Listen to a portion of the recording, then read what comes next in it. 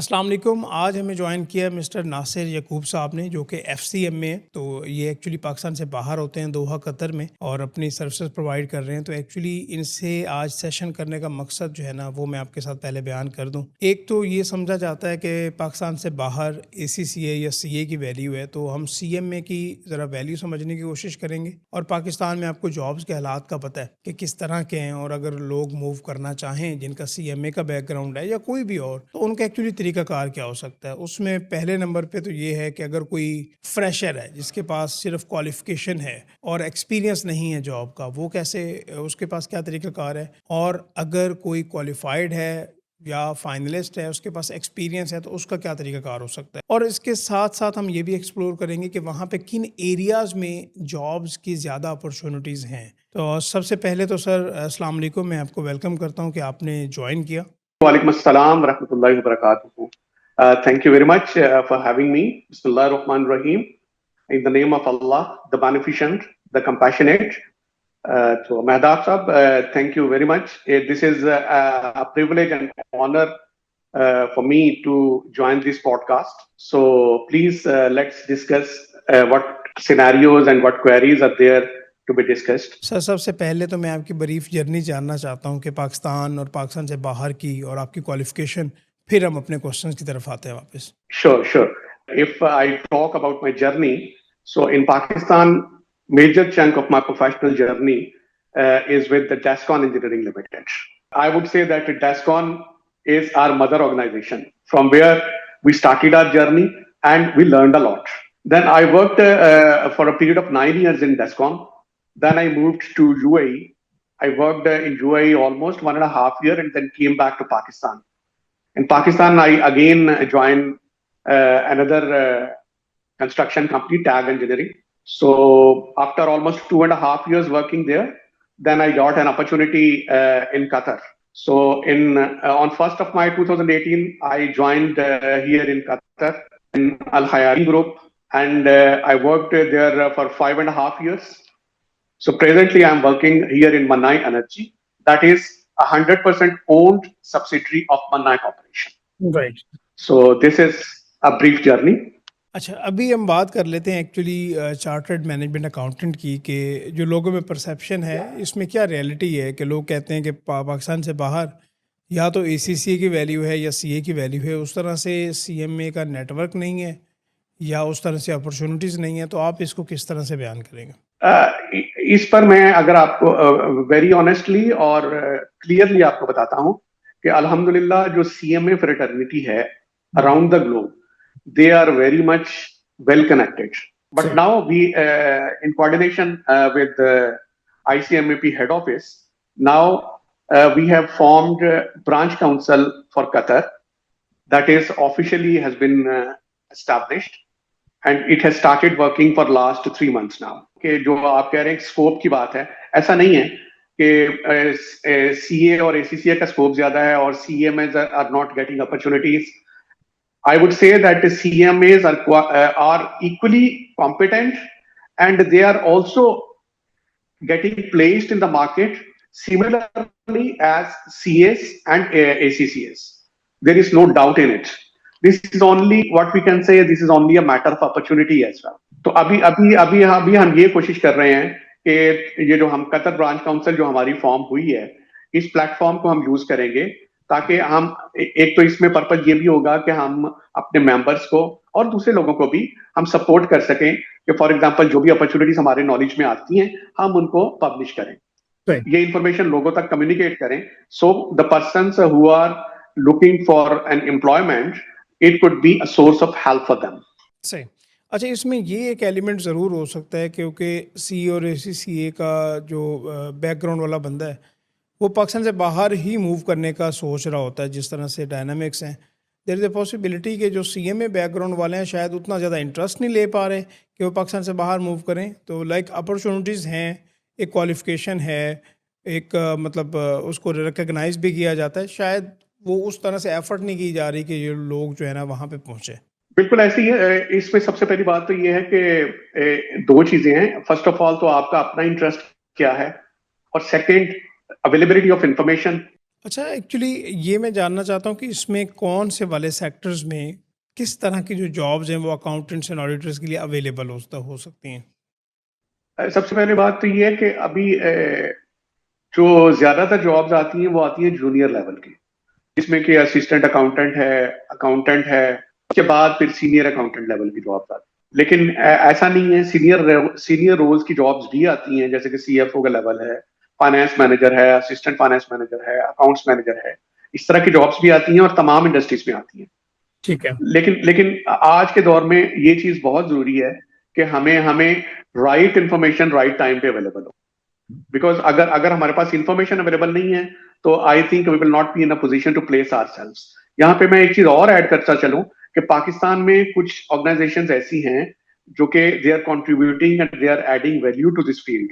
They are having good connections with the foreign companies, and they are exporting manpower there to Gulf and to other countries as well. So the third channel is through the manpower or recruitment companies. अच्छा, इसमें हमने कुछ मसाइल भी देखे हैं ना, क्योंकि आपको पता है कि आजकल ये फ्रॉड स्कैम के लोगों से पैसे ले लेना कि हम आपको जॉब्स दिलवा देंगे, बट अनफॉर्चुनेटली वो उस तरह से अपॉर्चुनिटीज़ ना होना, तो ये भी हम चीज़ें देख रहे होते हैं। तो आई थिंक कि ये जो पर्सनल कनेक्शंस हैं, लिंक्डइन हैं, और जो एक्चुअल जो कंपनीज़ की वेबसाइट्स हैं, वो एक बेहतर सोर्स हो सकता है अपॉर्चुनिटी को देखते हुए। अच्छा, नेक्स्ट मैं ये जानना चाहता हूँ कि अगर कोई फाइनलिस्ट है या क्वालिफाइड भी है बट उसके पास एक्सपीरियंस नहीं है, तो उसके पास क्या अपॉर्चुनिटीज़ वहाँ पे होंगी? और एक बंदा जिसके पास एक्सपीरियंस है, साफ ज़ाहिर है उसके पास अपॉर्चुनिटीज़ तो होंगी, लेकिन उसके लिए एक प्रॉपर रोड मैप, इसमें हम ये भी देखते हैं कि जिस तरह यूएई में वीज़ाज़ के इशूज़ हैं, क्या कतर में भी इस तरह का सिनेरियो है या वो स्ट्रेट फॉरवर्ड है? और जो तरीकाकार है उसको थोड़ा सा काइंडली एक्सप्लेन कीजिएगा। हम्म। अच्छा, अभी अभी ये वाला जो पैच चल रहा है, यानी कि ये 28 फेब से ऑनवर्ड जो चल रहा है, इससे पहले की मैं बात करूंगा, जी क्योंकि जी। अभी अभी it will take time to settle things down. Yes. Otherwise previously there was no issue regarding visas. सही। उसमें उसमें थोड़ा डिले तो आ सकता है, बट एवरीबॉडी ही was able to get the visas very easily and comfortably. सही। और यहाँ पे जो लोग ज्यादा आ रहे हैं, वो मैंने देखा है, हमारी जो मैन पावर आ रही है वो आ रही है ब्लू कॉलर्स में, लोग ज्यादा आ रहे हैं जो कि स्किल्ड वर्कर्स हैं। ठीक है। और प्रोफेशनल्स जो लोग आ रहे हैं वो इसी तरह से आ रहे हैं कि either they got an opportunity through LinkedIn, और the position was advertised and they applied on that, because there are some companies who are directly hiring from Pakistan as well. सही।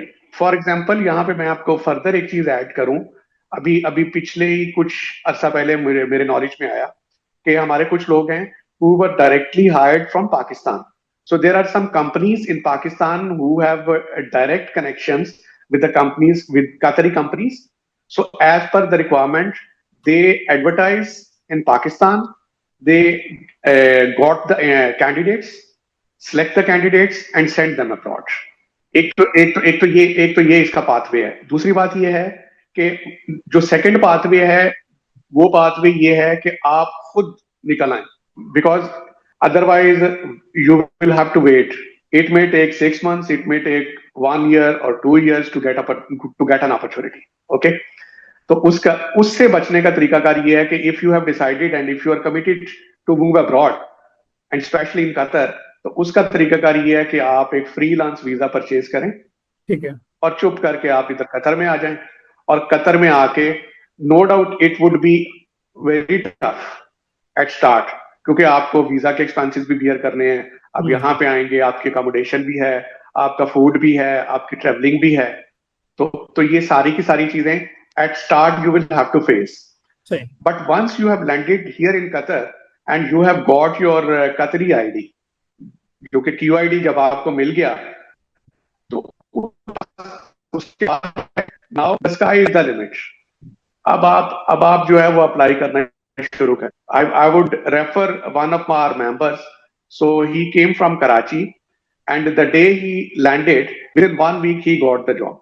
सो ये जो एक तरीकाकार है, और उसमें ये भी हो सकता है कि अगर बंदा वहां पे जॉब कर रहा है और अगर वो किसी तरीके से मैनेज करके फ्रीलांस वीजा लेके इधर आता है, यहाँ से अपना QID बनवाए और वापस पाकिस्तान चला जाए। अगर वो यहाँ पे सस्टेन नहीं कर सकता, मतलब financially if he can not afford, so this could be the second alternative कि वो यहाँ पे वहां से किसी तरीके से वो उसने जो है वो लीव लेके वो यहाँ पे आ जाए फ्रीलांस वीजा पे, यहाँ पे अपना कतरी आईडी वो लेके, तो अब वो वापस चला जाए, जाके अपनी जॉब को ज्वाइन करे और वहां से बैठ के ही start applying on the opportunities in Qatar, और उसके अलावा डिफरेंट चैनल्स को भी वो यूज करे। So when any company gets to know that you have Qatari ID, so then you will be preferred. तो आपके जो चांसेस ऑफ गेटिंग हायर्ड है वो बढ़। तो आज सबसे पहली बात तो ये है कि डिपेंड करता है ऑर्गेनाइजेशन की रिक्वायरमेंट पे।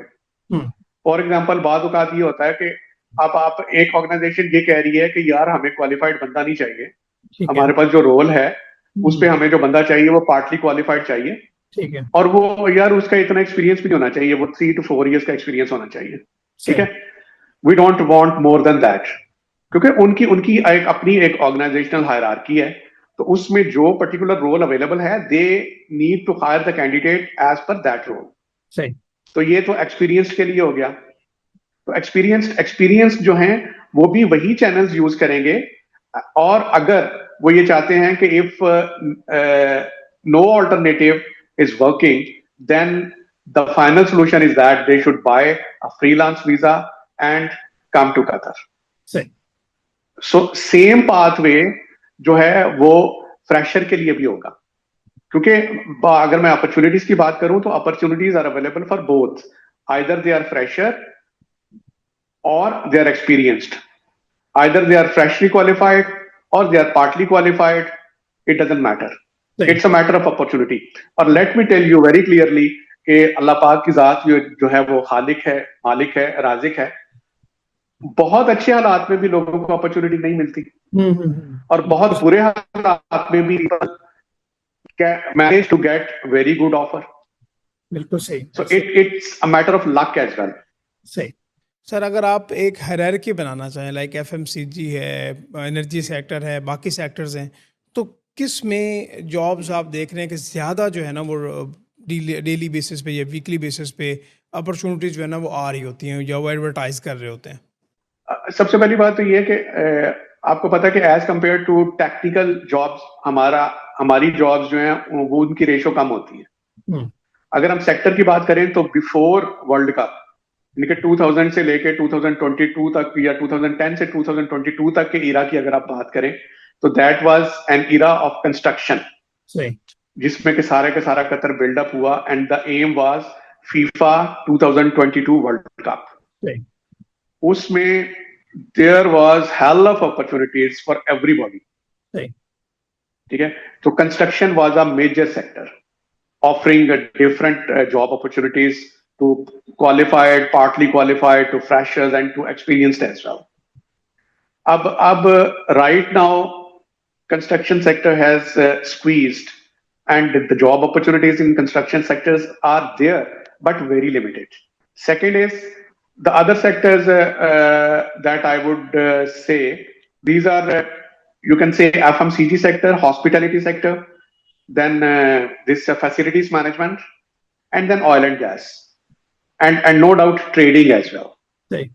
So these are the sectors in which we are observing different positions coming in the job markets. जी, इसको थोड़ा सा कंपनसेशन के साथ कंपेयर करें यूएई सऊदीया के साथ, तो वो किस तरह से कंपेयर किया जा सकता है? यहाँ पे वो कंपैरेटिव है, उनसे थोड़ा बहुत कम है या ज़्यादा है, वो किस तरह से आप देखते हैं? I think it is comparative with the UAE and greater than KSA. Right. चलें, ठीक है। Qatar job market is too good. It's too good, but you know that the compensation majorly depends upon the organization as well, your exposure and the opportunity you got. सही। चलें sir, बहुत शुक्रिया आपका कि आपने हमें ये गाइड किया। इंशाल्लाह हम फ्यूचर में आपके स्पेसिफिक रोल पे एक सेशन ज़रूर रखेंगे और जो टेक्निकल चीज़ें हैं, प्रैक्टिकल चीज़ें हैं, उनको ज़रूर डिस्कस करेंगे। All right, Nab. Thank you very much for your valuable time, and I'll be looking forward to the next session. And I hope that it would be fruitful and helpful for others.